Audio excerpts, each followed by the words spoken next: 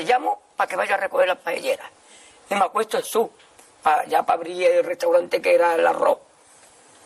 Y me llama el cocinero. Risita, ¿qué? Ve por la paellera. Venga, que a las 2 de la tarde ya están aquí. Miren, bañador. Pues las chanclas. Todo despeinado porque no me dio tiempo nada ponerme las chanclas y el bañador. Voy a la playa, había subido la marea.